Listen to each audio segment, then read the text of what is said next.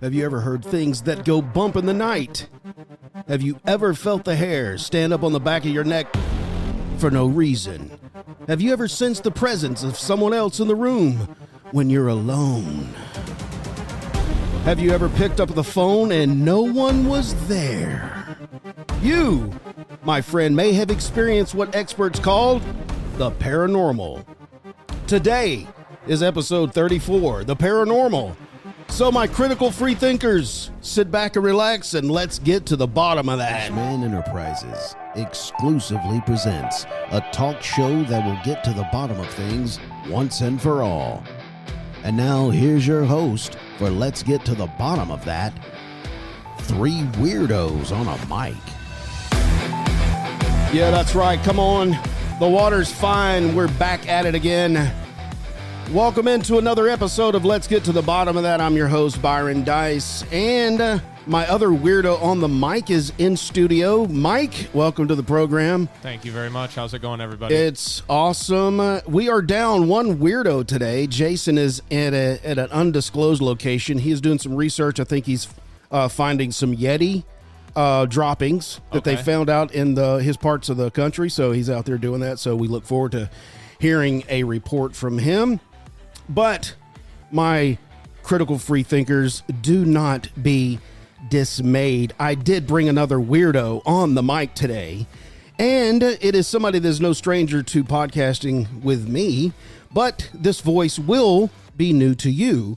It is my lovely bride, Susan Dice, aka the Dice Woman, on mic number 3. Welcome to the program, Susan. Thank you for filling in for Jason. Thanks for having me. I do not identify as a weirdo. I'm just saying. Well, I'm sorry. Well, what we talk about, it makes you weird, so it doesn't matter if you identify with it or not. You know what I'm talking about. Hey, today is a very interesting show. Today we have the paranormal we're going to jump into, and we have a guest on the show today, and two guests. It is no stranger to the show because Ed has joined our show before when we talked about the old Bigfoot, the old Sasquatch. Yep. And today we bring them in to talk about the paranormal. Ed and April join us today to do a deep dive into the world of the paranormal.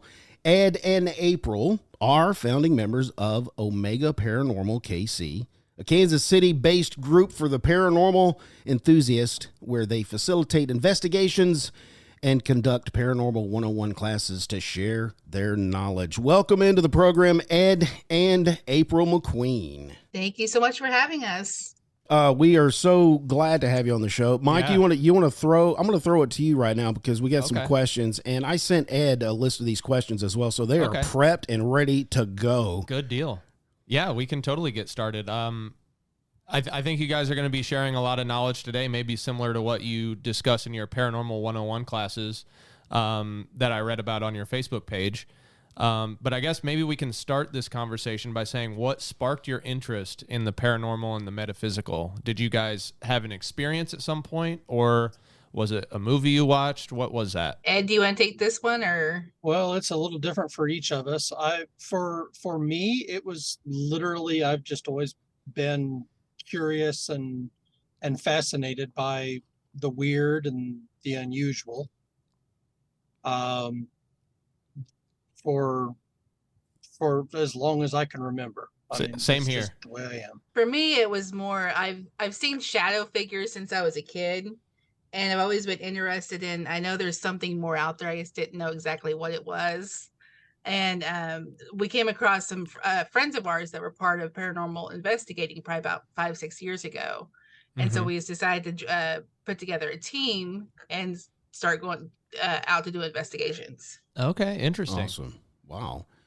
So let's start from a high level, Mike. Go ahead and give us the textbook definition of the paranormal and metaphysical, where we're going to be springboarding from today. Okay, yeah, and April and Ed, feel free to piggyback off this definition. This is more or less what, the Oxford Dictionary says. It's paranormal is basically that which cannot be explained by science or reason, and that seems to involve mysterious forces. So like a synonym of that would be supernatural, basically.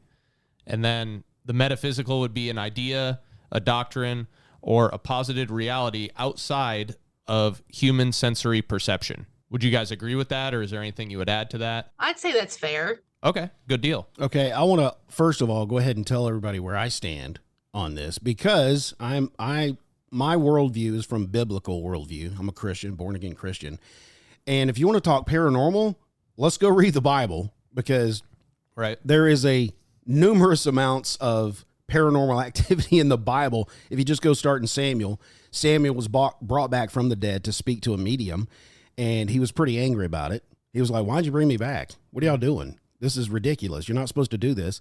And then how about the one that I base my faith on, Jesus Christ, was killed, raised 3 days later, and when he rose up, tons of dead people were walking around Jerusalem. Yep. So talk about paranormal right there. I want to do this first. How did Omega Paranormal KC get its start? I really don't even know what initiated it. It was just, I knew there was something more out there. And so there was an incident that happened here at the house where I was seeing like glowing orbs above the staircase. And my lovely husband's like, "Why don't you grab the recorder and go out there and see what it is?" So I grabbed the recorder, and I'll admit it, I'm the scared one of the group. I get freaked out easily. So I walk out here in the living room, and I was like, "Is there anybody out here?" And across the recorder, it came across as Hat Man. And nobody was out here. It was like the middle of the night. At first, I thought it said Batman. And so that really just sparked my interest of, first of all, why is Batman in my living room was my first question. Yep. And then I went back and talked to Ed. And he's like, "No, it said Hat Man." And there's a history of me with Hat Man. But so that really sparked my interest of what can we get that, I know like the paranormal definition says it can't be scientifically proven, but on the scientific side where there's actual physical evidence of something more out there. And so that just kind of like sparked the interest of starting Omega Paranormal. Okay, and how many years ago was that when you guys started? 3 or 4 years ago, maybe. Okay. It's something. Yeah, it's been. I don't remember if it was pre-COVID or after COVID. Oh, it was pre-COVID. Oh, then okay, then it was probably 4 or 5. Okay, and you mentioned you had a history with Hat Man. Could you expand on that a little bit? Since I was a kid, I've seen this shadowy figure stand in the doorway at night, and he has a hat on.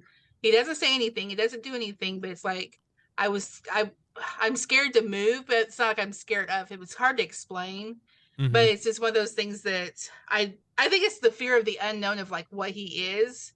But as I've kind of learned through the years, I think he was there as a protector, like to keep me in a certain place because things may not be going right in other locations. Okay, fascinating. Wow, Hat Man. Yeah, that was actually one of it kind of ties into one of the questions I had in my list here. I'm not sure if did you send them my list of questions? I didn't send these. I just got them this morning. Okay, yeah. So these are fresh off the press. Yeah, so one question I had is basically if you guys kind of know the difference between like your typical quote unquote ghost experience versus seeing like these dark humanoid shadow or like ink black shapes.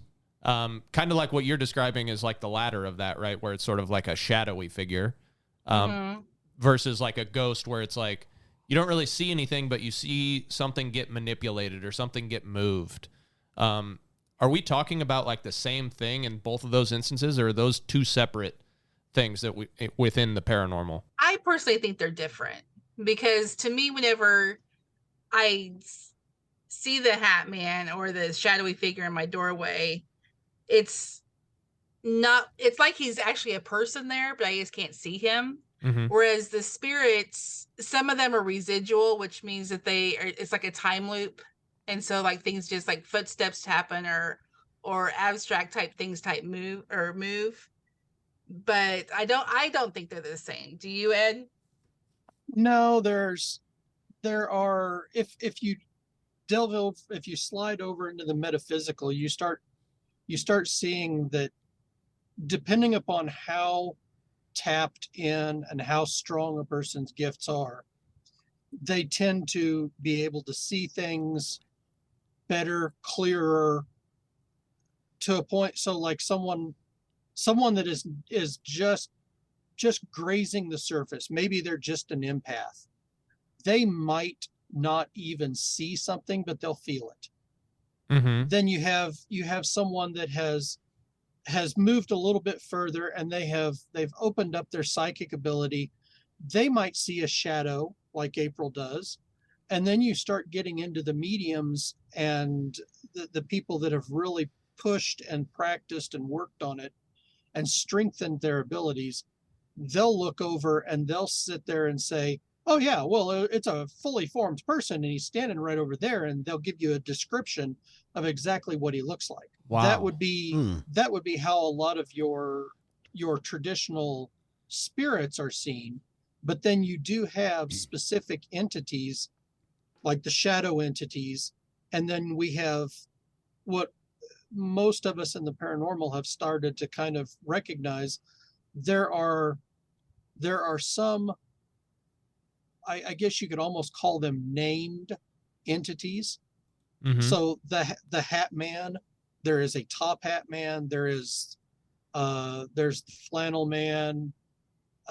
They are either, those are either entities of them, of their own abilities, or they are something just not quite the same as your typical shadow entity. Okay, interesting. And Wow. do they become named once they tell you what their name is? To tell somebody that is able to. Okay. The term Hat Man and Top Hat Man are literally just descriptions of two separate entities. And it's based purely on the type of hat that they wear. The typical Hat Man wears like a bowler or a bolero or a smallish type hat.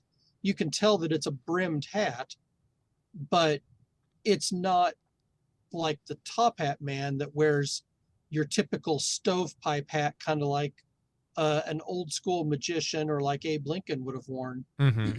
The Top Hat Man, whenever people describe him, they get this overwhelming sense of dread, and he tends to get right up in people's faces and more or less feeds off of their fear.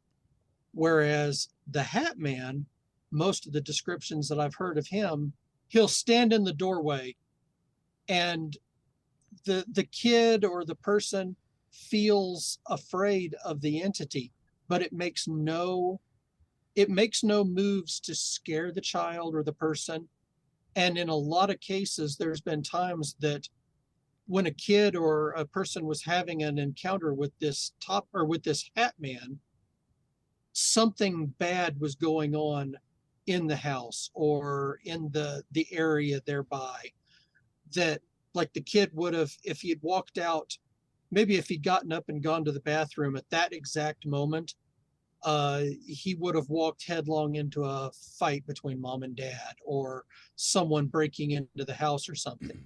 Okay. Oh, And interesting. so the spirit kind of becomes almost takes on a guardian or a protector mentality at that point. So the purpose of some spirits are to protect individuals. What's the purpose of the spirits that's not there for protection? Your guess is as good as mine.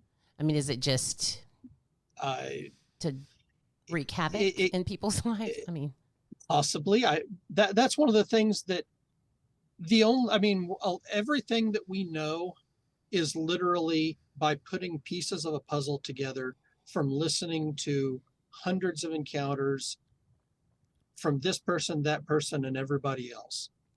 And so you start noticing the patterns, you start noticing the fact that, oh, well, every time this entity is mentioned, it's in this case over here. And every time this other entity is mentioned, it's something completely different. There are as many types of spirits as there could be people on the planet. I mean, if you think about it, when according to and this, here I go sounding like my daughter, according to the law of conservation of energy can neither be created nor destroyed. It has to exist somewhere at all times in some form. So when we die, the energy that powers our body, what some people would classically refer to as the soul, has to go somewhere. Right. And that energy slide in my way of understanding and my beliefs, that energy slides across the veil into the spirit realm and exists there. Gotcha. That makes sense. Mm-hmm. I'm going to throw this because you just mentioned kind of a story that I'm kind of familiar with. I'm going to throw this to Susan. She's had an encounter when she was a child in a house growing up. And I want you to tell me if you've heard this kind of story just pretty much all the time and it's common. Anyway, go ahead, Susan. Let me hear this. Well, my mom and her sister they were very open to the spiritual. And so from the time they were very small, they've had a lot of experiences. For instance, the one that you were mentioning, there was a kid that kept jumping back and forth. I think it was my mom's cousin or something, kept jumping back and forth across this well. And they did it all the time. And one day when they went to go jump across the well, there was a lady standing there, and she was dressed in all white, and she was moving her mouth, but she wasn't saying anything. So it kind of scared the kids, but it made them not jump over the well. So, the story I've been told about it, I've always felt like that person or that spirit was there to protect that cousin. My mom and her sister, they were very open to, they did the whole Ouija board, they did cards and stuff like that. And so I feel like the house that I grew up in had a lot of spiritual activity. I saw a lot of things. We heard doors slamming all the time. We had rocking chair. You saw it move. It wasn't crazy moving, like rocking really crazy, but you would see it move back and forth. Music just out of nowhere, not playing out of, it was just kind of eerie music, but you kind of get numb to it, to the point to where things don't really scare you as much as it Just used kind to. of live with it. Yeah, you kind of just deal with it. And so one day I was in my bedroom and I was laying there listening to music, and my friend was coming over. The only light in the house that was on was in my bedroom. Everybody else was gone. So she comes walking down the hall, and I can see her walking down the hall, and she all of a sudden just stops in the middle of the hall and then takes off running. And so I take my headphones off and I run after her, and I'm like, what just happened? And she said that she bumped into someone. She thought, because the hallway was dark, that there was actually somebody there. And then she realized there was nobody there, but she had bumped into someone, and it scared her. It, didn't bother me because I had seen too much. It didn't, it didn't affect me. But I think more often than not, spirits come to where they're welcome, whether it be nice, angelic, or if it be Dark that wants to energy. harm you. Yeah. So anyway, One of the things. Go ahead. Sorry. No, I was going to tell you to respond to her story. If y'all have heard, is that a typical story you would hear from business owners or homeowners that would request your services? Yeah, that is. And one of the things I was going to mention was she had said that her mom and her aunt were open to the spiritual world. And that's something that we've noticed, that the more open you are, the spirits tend to go and gravitate towards that area. It's like, we call it the beacon of light, because it's like once you're open, like this light just exudes from you that the spiritual side sees, and they are attracted to go to that area because they feel wanted and safe. So that might explain, some of the people that are open to it, why they seem to have more activity than those that aren't. And you could literally feel it. You could feel it became really oppressive because it got dark, and it felt heavy. I took my daughter years later back to the house that I grew up in so that she could see where I grew up. And my ex-sister-in-law's sister lived there. So we went and visited the house. We walked in. We were in there like within 10 minutes. My daughter's like, I need to go outside. And so she went outside, and later on, when we got back in the vehicle, I was like, what happened? And she said, I felt like I couldn't breathe. Like it was so heavy. I was used to it because I grew up in it, but she was not, because, you know, we were Christians, and she felt the heaviness of I personally think it was demonic. It was really heavy. It turned bad. Ed, you want to respond to that? There are a lot of, and don't take this the wrong way, there are a lot of people that immediately jump to demonic. And one of the best descriptions that I've ever heard about it was someone said, oh, my Aunt Agnes's favorite plate fell off of the wall and shattered. There must be a demon in the house. And the guy that was telling the story then turned around and he says, so tell me, how far down on the crap list does a demon have to be to get told, go shatter Aunt Agnes's favorite plate? Yep. I have no doubt that there are demons. Just like I have no doubt that there are angels.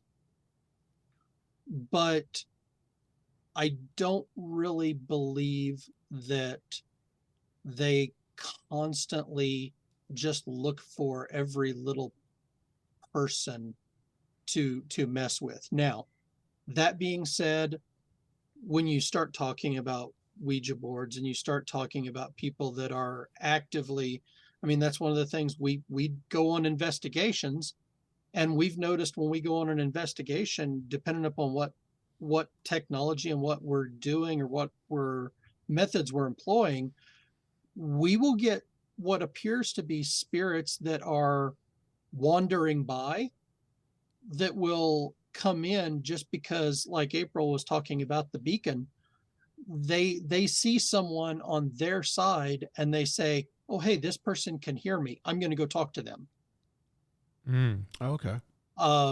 Now, as far as like the darkness and the oppression, I can't, you're going to hear probably a lot of times where I say, I can't speak to it because I wasn't there. And that is exactly the case. Every person handles things differently and every person perceives things differently. You have most likely, if you were around it and in that type of an environment your entire life, you have built more or less a shield that you're able to push it away. Oh. Your daughter, not so much. And that's one of the things that when a person is open or is capable of sensing and feeling the stuff, they have to learn to shield against it at times. Interesting. Yeah, Okay. very interesting. You mentioned Ouija boards a moment ago. Have you guys used Ouija boards? No. Nope. You have not? No. Okay, what are your thoughts about them? Yeah, go ahead. I don't particularly like them for one simple fact. When you use a Ouija board, you touch the planchette with your fingers and you ask the spirit to move the planchette. And in a lot of cases, if you're not paying attention and you don't open the ceremony and close the ceremony properly, when you're asking for that planchette to move, you're basically giving any spirit in that area the ability to manipulate your body. Wow. Mm-hmm. I don't agree with that. My body is my body. And Right. I'll tell a human person, a living person, just as much as a dead person, you don't touch my body. My body, my choice. Right. Yeah. And as a result, I don't, and we don't use them. Now we will use technology like spirit boxes. They can communicate through that. It uses electronic frequencies. It converts their energy into text over the spirit box. We can hear that. We can communicate with it just fine. If you're using a pendulum or if you're using dowsing rods, the spirits can manipulate those in ways that is not requiring your body or you to give them control of your body. Okay, interesting. So that's my take on it. I know a lot of people will look at you and say a spirit board is nothing more than a tool, just like the various electronic devices that we use. And they can make a good argument for it. But just like everything else, I have my choices and my mentalities, and those are mine. Right. Yep. Makes sense. So using a Ouija board and giving a spirit permission to manipulate your body, that could be an invitation for bad things to happen. Is that correct? Yeah, especially if you don't close it down properly. Okay. Yes. Which a lot of people don't do because they don't know how to. Right. Yeah. They just see, a horror movie where they're using a Ouija board and go into it as a total amateur. Yeah. Yep. Or as a game. Or as a game. Mm-hmm. Yes. And the classic scenario that you hear about is a group of stupid ass teenagers all sitting around the Ouija board wanting to scare themselves, and then something happens that spooks them. And what do? They throw the planchette over in the corner, they slam the board shut, they don't close the session properly. Yeah, that sounds familiar. Susan and I had a experience like that. Oh, you guys did that? In North Carolina. Oh, yeah. Yeah. Yeah, we stupid. We didn't know what we were doing. And I forgot who we were talking to. It was so strange. We're talking to some dude from back in the 1800s, or at least he said that. And then we caught him lying. Mm-hmm. We caught him lying. So he was like telling us stuff that wasn't true about himself. And we got really freaked out. And then that's interesting you say that, because from then on, we started experiencing weird stuff in that apartment. Yeah. Probably because we didn't, like you just said, shut that session down. Things that would wake us up in the middle of the night, noises. We would both sit up at the same time and then hear noises in the middle of the night. It was pretty wild. But we one time took a Ouija board over to a friend's house at a party. We didn't think anything about it. They became addicts. That's all they wanted to do for months and months. That's all they did. They literally became addicts. Wow. Well, here's the bad part is when you're using something like either a spirit box or a Ouija board, spirit board, you're basically throwing a microphone out on the other side and asking for the lowest common denominator to come talk to you. Yeah, that's good. That's exactly what happened. Whoever we were talking to. Let's go with the next question here. Do you get requests from business owners or homeowners or both to do investigations that they see stuff happen and they call you up? Hey, you need to come check this out. So you get both of those, business and homeowners? We really haven't had businesses. Yeah. Just homeowners? We've had homeowners. We've had a business that was asking a question about something down in Warrensburg, but that's as close as we've had. And when they request for you to do an investigation, what do they exactly want from you? Some just want to know validation that we get evidence and things are happening. They're just not imagining things. Others are wanting to get rid of whatever is there because it's scaring them or scaring kids or affecting their family. It just depends on the case, on what they're asking and what they're wanting. And what do y'all do? Yeah, what's the process of do getting y'all just do an investigation and go, yeah, something's here, or can y'all get rid of something? Well, first we talk to them either in person or on the phone and get a feel for who they are, what their what their experience is, if there's any life changes at home, medications, because sometimes a change in medication can cause certain things to happen. And then we go in and investigate, and if we find something, first of all, we ask them, do you want us to tell you exactly what's happening, or do you want us to sugarcoat it? Because some people get offended if you say, listen, this is a fear cage. That's probably why you're experiencing things, because of all these electronics are here and it's causing you to be scared. And they don't like hearing that because they think that we're telling them that they're making things up. So we kind of get a feel of what exactly they're wanting, because if you tell them the truth and they're not happy with the truth, then you have another situation. Gotcha. Let me ask you this. So when you read about the paranormal online, you hear a lot about a term called smudging, and basically doing that with sage. Can you guys describe the relationship between sage and the paranormal entities and your thoughts on that? Whether or not it can really like cleanse the space of an entity?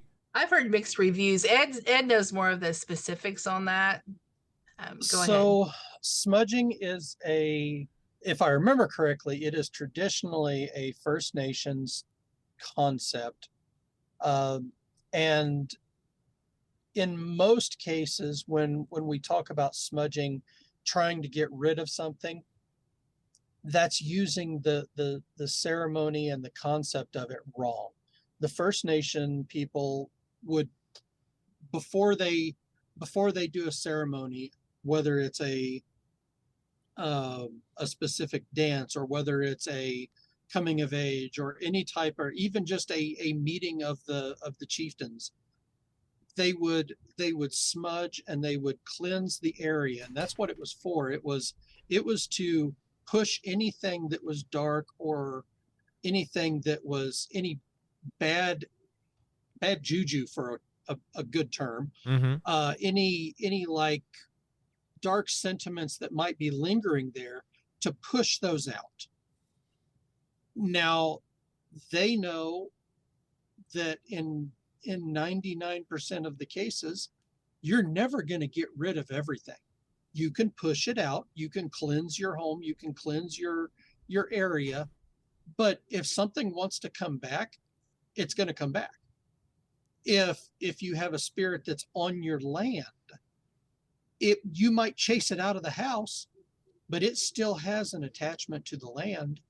And therefore, after the smudge has done, it's going to be able to slowly work its way back in. As far as getting rid of spirits, the best thing that you can really do is talk to them and ask them politely to leave. We have some friends and some people in our team that they have some slightly more persuasive methods of showing a spirit back across the veil. But one of the things that we kind of have to remember, though, is the spirits, a lot of times, this is their home as well. Yeah. So, and they were there first. So it's like walking into, say, your guys' house and saying, you need to leave now because I'm here now. So you have to be respectful of the spirits, because that's their space. That's where they feel safe. Obviously, that's why they're there.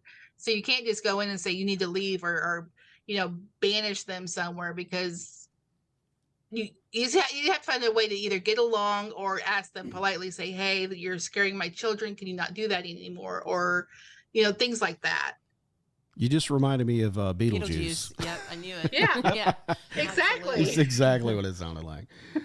Hey, guys, real quick, we're going to take a break, and we will be right back after this word from Spotify. Hey, guys, real quick, before we start the show, I wanted to let you know kind of how we do things around here, how we did the podcast. If you've ever wanted to make a podcast, we use Spotify. Spotify's got a platform that lets you make a podcast really, really easy.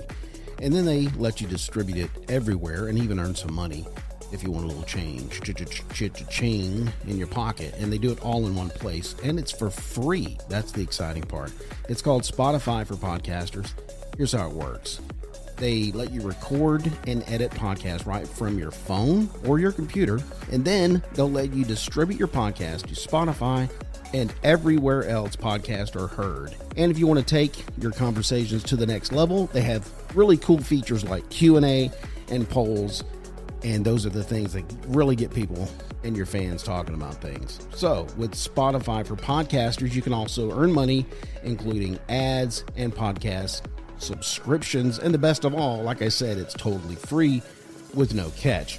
Ever since I've discovered it, I feel like the options of the Q&A and the video options and the polls, has really let me take the creativity of my podcasting to another level.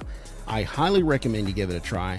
Download the Spotify for Podcasters app or go to www.spotify.com/podcasters to get started today.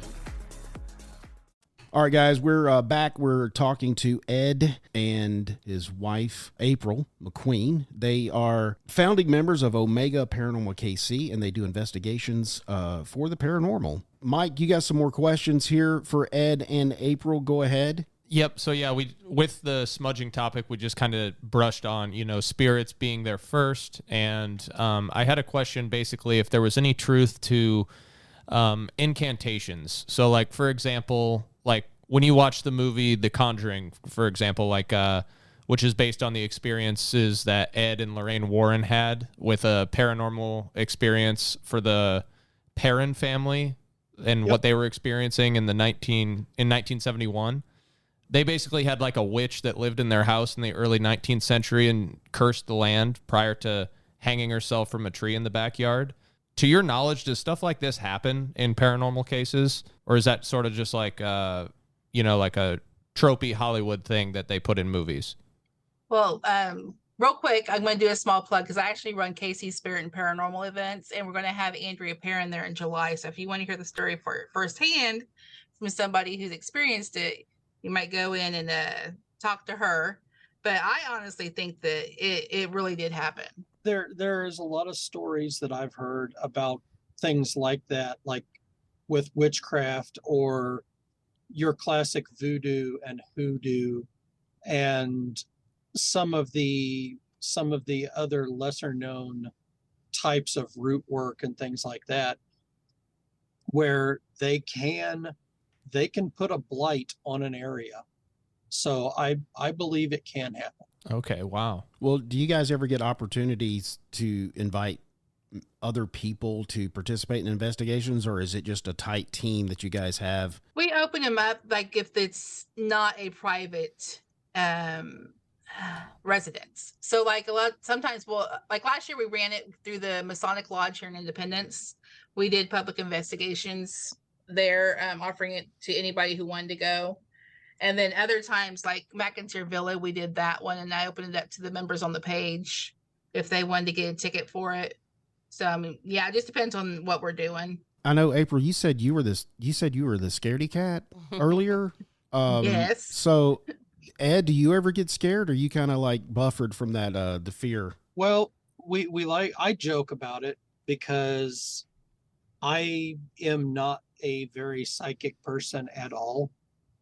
And so as a result, I don't feel the things that April does. I don't sense the things that April does. And so I am literally that guy that when someone says that room feels spooky or that room just feels evil, I'm not going in there. And I will walk in, okay, and I'll sit down in the middle of the room and say, all right, if you're here, come touch me. Oh, wow. Okay. And see, with me, they will come and flip my hair on top of my head. That happened at the Bell Mansion. At the McIntyre Villa last month, we were in the basement, and everybody was sitting there hoping to see some shadows moving in a room. And all of a sudden, I got whammied with something because I started feeling nauseous, like to the point where I had to leave the room and actually go upstairs. And by the time I was upstairs, within 2 minutes, I was fine. Is it dangerous to experience paranormal activity like you guys have when you investigate? Is it dangerous to anybody? Ours have not been. The closest has been at like the McIntyre. Well, somebody was walking up the stairs and a picture came off the wall towards them. Yeah, that's the closest we've experienced. It just kind of depends on the environment that you're in. Like if you go up to the Belvoir Winery in Liberty, the buildings are in various states of disrepair. Yeah. I mean, and it's not their fault. They're trying to bring things back and clean things up, but you've got sections that you look down and you're looking through the floor below you. Yeah, you have to sign a safety waiver there to even go on an investigation. Speaking of some of the places you've been to, what do you consider to be some of the most haunted places in KC, and why would you say that's the most haunted? No, definitely McIntyrville is number one, because that's the one that, I mean, like I said, a picture came off the wall. Cat balls were going off by themselves. A Ooh. door opened. We were upstairs, and they had set up a portal area in the attic, and they had it roped off with those like velvety rope things that you see at movie theaters. Yeah. And all of a sudden, we're in a dark room, and we hear this click, and the rope fell to the floor. Nobody was around it, and so it was just that place is super active. They're booked out actually until 2024. So that tells you how popular and active it is. So, oh, sorry, go ahead. No, go ahead. No, I was going to say, now that you said that, is it more of, hey, I want to go experience this actual activity and because I want to be a part of that? Or is it, hey, I want to go investigate and this needs to be cleansed and cleaned out? The private residential stuff, it's usually they want something to happen and for it to go away. The private or the public places like McIntyre, Belvoir, and stuff like that, because you're going in there for a first time, you really can't go in to cleanse it or anything, because they want the activity to be there, because that's how they fund their location. I gotcha. Okay. And a lot of people on the team, you guys want to go and just, hey, I want to experience some of this paranormal activity. And I guess you guys, I got on your Discord server, and a lot of the stuff you've recorded in the places you've been. So I assume that it's kind of like it's a rush. It an has to be a excitement rush. for you guys to go Yeah. and get some of this activity, because it kind of proves to the skeptics out there that don't believe in ghosts or hauntings that, no, I've actually got some physical stuff on this side of the realm to show you that, hey, there's paranormal activity out here at whatever place we're Yeah, visiting. but the skeptics are always going to be skeptical, because even if you play something for them, they're like, well, somebody could have said that. Yeah. Yeah. Somebody's in the back You know? knocking. Mhm. Yeah, exactly. It goes back to my kind of catch-all statement of, I wasn't there, so I can't speak to it. But Oh, good one. Yeah. that's the standard skeptic answer is, well, it didn't exist or it didn't happen. Someone could have faked it, and yeah, in a lot of cases that's true, but we were there. That's we true. know that, like there's one of the sound clips that April's in a room and she asks, is there anybody here? And you hear, I know for a fact that she was the only person in that room. And you hear her ask the question, and then you hear a whispered voice say, smile.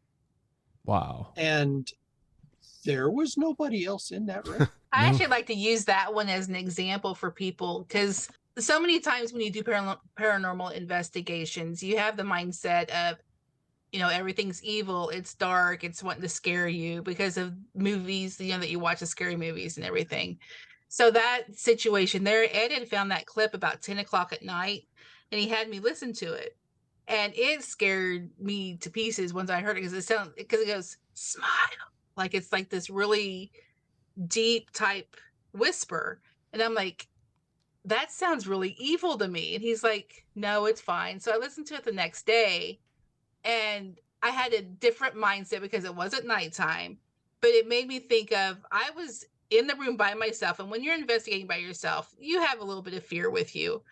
And so I'm in there and I'm like, is anybody in here with me? And it comes across smile. So in my mind, I'm thinking the spirit was trying to make me feel better, because it could sense that I was uneasy and scared in that room by myself. So you have to come in with like two different mindsets of, not everything is evil. Not everything's trying to scare you. Maybe they're just trying to calm you down, but their voice doesn't come across like ours because they're in a different realm. Oh, good. And our recording equipment picks that up.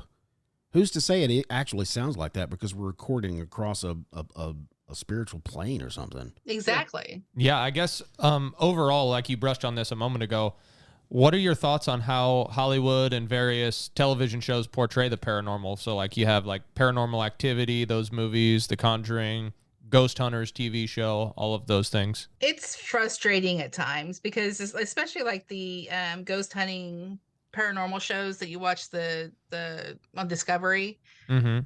But you see the show in 45 minutes. You see it from start to finish. People think you can go into their house and find an answer in 45 minutes. Right. It's like, no, these people are there for 3 or 4 days, and then they don't even show you the evidence until like a week or two later, because it takes that long to go through everything. And so it kind of gives people the mindset of, well, why can't you find an answer for this in 45 minutes? Like, we had a case last week. We were out and about, and we were there for about an hour and a half, and they were frustrated that we didn't get the evidence or everything covered in that amount of time and be able to show them. And it's like, it doesn't work that way. It takes a little bit of time to do this. Right. Yep. So there's so a lot those of shows have kind of went against you because they expect that.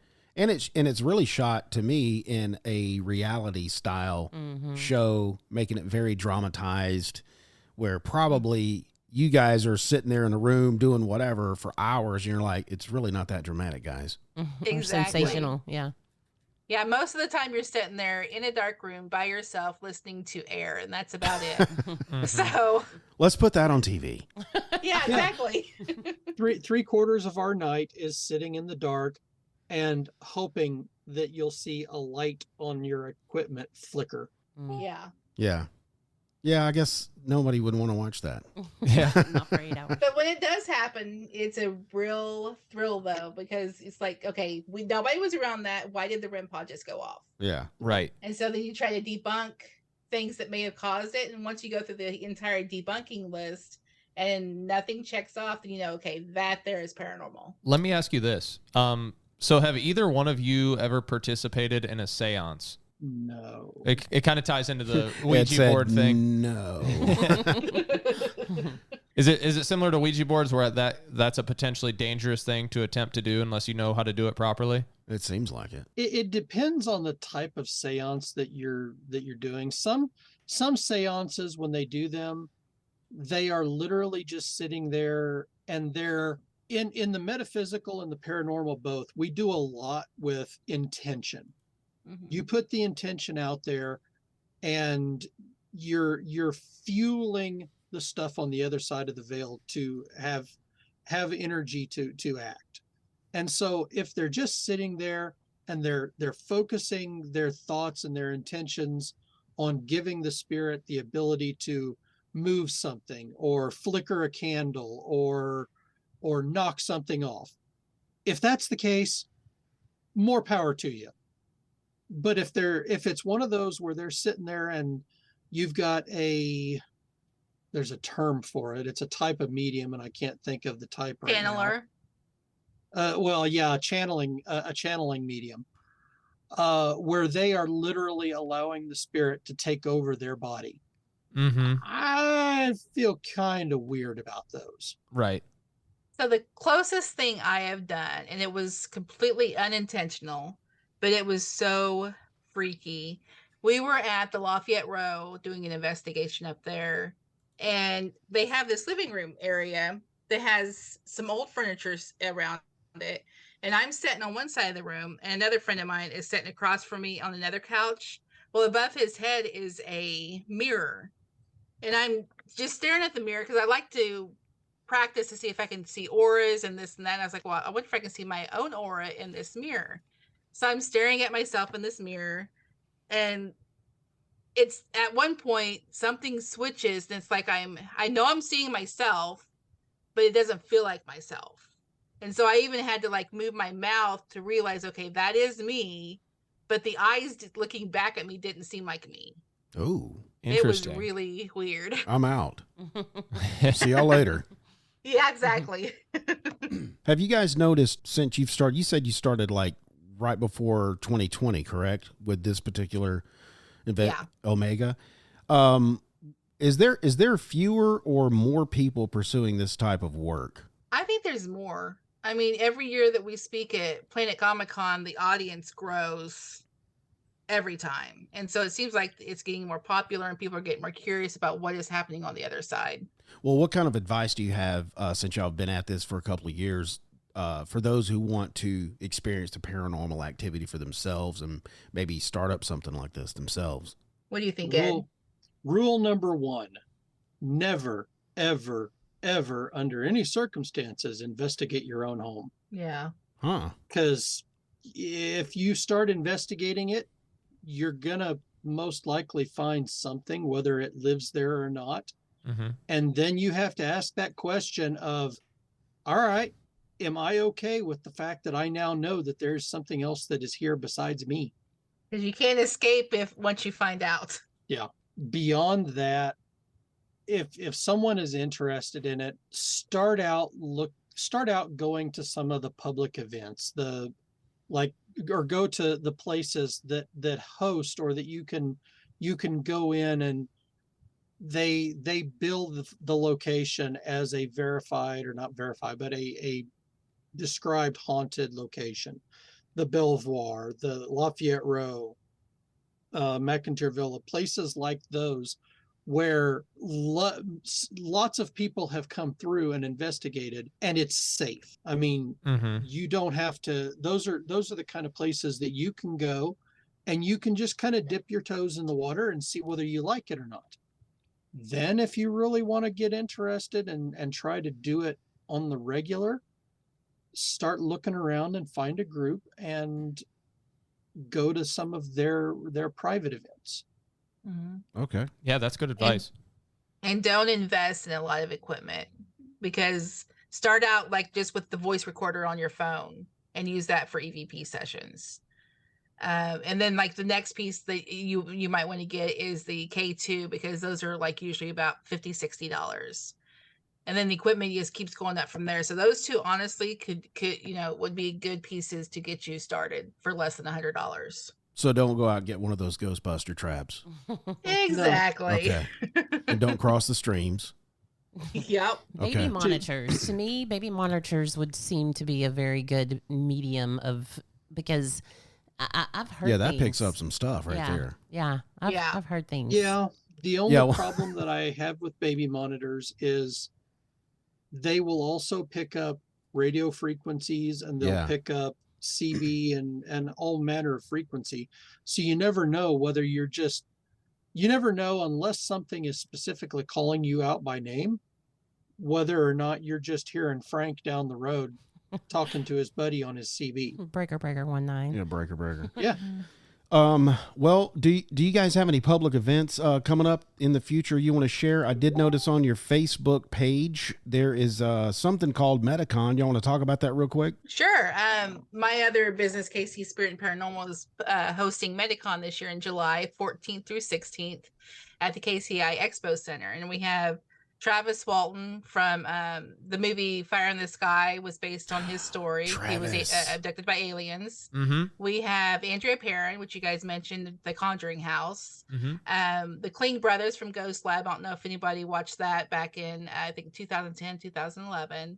And John Zaffis, who is known for collecting haunted items. And he's also the nephew of Ed and Lorraine Warren. Very cool. So, yeah. All that, plus all the metaphysical stuff, psychics, and we're going to have probably over 125 vendors out there, as well as I think we have 18 speakers and 10 workshops, all for $15 a day or $40 for the weekend. I appreciate you guys taking time to discuss the paranormal. Go ahead and tell our audience anything you want to plug for any social media. If people want to get in touch with you, go ahead and spill that out for the audience. You can follow us on Facebook at Omega Paranormal KC, or on the KC Spirit and Paranormal website or Facebook page. Okay, great. Well, I appreciate you taking time out of your Saturday. I don't want to take up too much of your time because it is Saturday. Do you have any other questions or anything you want to throw out there before we let you go? And just have fun and be safe if you want to go investigating. Okay. Good deal. You guys got anything for Ed and April? No, just thank you so much. Yeah, it's thank you, very guys. Eye-opening. Yeah, thank you. It was great meeting you guys. You as well. You as well. This will be published next Friday, and you can share it with as many people as you want. Awesome. I will do that. We'll All right. definitely post it in the Facebook group for sure. Oh, for sure. Absolutely. Okay. For sure. Awesome. Guys. Thanks, Ed, April. Y'all have a good one. Yep. Thanks, guys. You too. too. Thank you. Bye. Bye. Bye. Well, there you go. Ed McQueen, April McQueen, paranormal activity. Yeah. Wow. Some good knowledge. What an interview. Mm-hmm. Rule number 1, don't investigate your own house. Don't do that. I'm not doing that. Yeah. Well, I'm going to tell you, me personally, Tell me. I like block that kind of stuff. I'm not open to any of it. I don't want anything here. I don't accept anything here. You can't come here. That's my stance. The blood of Jesus are on all 4 corners of the door facing. Because I dealt with that so much growing up, and when I was little, I lived in constant fear. Okay. When my grandfather died in our house, and when he did, my dad said that because my grandfather said he didn't want to leave the house, he wanted to stay there. He didn't go to the hospital, so he literally died in our house on our stairs. And so there were things that happened on the stairs, just so many weird things that I don't receive any of that anymore. So no spirit, nothing feels comfortable around me. I truly believe that because I don't shutting it down. Yeah, there are people like that. I was listening to the Night Owl podcast, which is a paranormal podcast, and they'll basically call up people who have paranormal experiences, and they'll sometimes go and check out the place, and they bring this girl named Sarah, who's a clairvoyant, and then her husband. And she says that her husband naturally repels basically any paranormal entity, so that sometimes he can like kind of corner them, and then they can like ask it questions because wow, because he's such like a strong repellent, I guess. Oh wow, that's what I've become. I know that I have become that because of the way I grew up. Yeah, because we did do Ouija boards, and we did like open ourselves up to stuff, when we were younger. And what made you start doing that? A movie or? No, my mom. Oh, she was into it. She's always, she had Ouija boards. She had tarot cards. She would read people's fortunes. People would come to her and, hey, can you tell me my future? That kind of thing, Madam Harriet. Yeah, like for instance, and this is what I have to say. All of this, it is biblical. It is absolutely biblical. There were spirits in the Bible. There is, Jesus walked through walls. People can do that. What is it? Translating. That's the same thing as astral projection, basically. Everything is, I believe there are things that are a God aspect, which is translating. And then I believe that people take it and twist it and make it, okay, well, now it's astral projection, So I think things are taken that are good and twisted for the bad. Okay. Yeah. I mean, that's just my stance. Yeah, my parents always told me not to play with Ouija boards, so I never did. Yeah. Yep. It opens up so some stuff. You've never had any experiences like what Susan was talking about? Just about everybody in my family has had an experience, except including me as well. What? Yes. What, in the house growing up? Some. Or just some in the house, some in my grandma's house. And then the experience that I had was I was trespassing, and it was a haunted location in my hometown that was private property. We hopped a fence, went into a crematorium, and then had a paranormal experience. What was it? It was a door that we had closed. I was the one who closed it. And you know how like when you close a door, it latches? So like the doorknob has a mechanism that puts something through the hole in the door frame. Yeah. It was latched for sure. I did it. And we heard the doorknob twist and then the door open. I'm out. So it's not something that like a draft could have done. Yeah, because it was latched. Right. Wow. And then we all got out of there so quickly. Yeah, yeah, I bet. Yep. My brother has seen a T-shirt lift itself out of a laundry basket. What? My mom has seen a lot of stuff. Wow. Yeah, like when her dog died when she was a child, had the experience one night where she heard the dog and then felt the dog jump up onto her bed. And then when she told her mom, my grandma, about it, rather than saying like that didn't happen, she like confirmed it and said she had a similar case. Wow. I haven't had any of these experiences. My aunt, she was taking a test. And so she was having to, she recorded her voice on a voice recorder. I remember that. So that she could listen to it while she's driving or listen to it throughout the day to, try to get it in her memory. And she went back to listen to it, and you could hear someone talking in another language Yes. over her. And so she contacted people at the Air Force Base, because she worked at the Air Force Base. She contacted people there and wanted them to listen to it. And by the time she got to them to let them listen to it, she let somebody else listen to it and they heard it. But by the time she got to the person that she was wanted to get to translate, it was gone. It was out of the recording. It was out of the recording. What? Wow. Yeah. That's Yeah, freaky. That's pretty wild. That sounds like something like you would hear and like, I'm going to send that off to a university lab or something so they can test it and see what language that is. Right. And then they listen to it and it's gone. Yeah. It sounds like a movie. Yeah. I believe what they said, very true. You do open yourself up to have think the so, absolutely. experiences or to not. Well, guys, that's the paranormal episode. Here on the Spotify mobile app, the question will be, what did you think of this episode? Of course, let us know what you think of this episode by just chatting in there. But if you've had any paranormal experiences, you can also put those in there. I welcome our audience to put anything they want to in the chat to let us know what experiences y'all have had. So I appreciate it.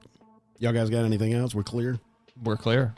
That's what I'm talking about. Make sure you visit our website, www.bottomofthat.com, and check out our blog for all of our show notes and our resource material. From there, you'll also be able to find us on all our social media platforms, which is Instagram, Facebook, and Twitter. If you're listening on YouTube, Rumble, and BitChute, and you like this episode, please share, like, subscribe, leave a comment. And if you're listening on any other podcasting platforms, please follow and turn on notifications so you never miss when we publish an episode. And if you did not like this episode, I thank you for listening this long. And tune in next week when you might hear Byron say, "Who just touched my leg?"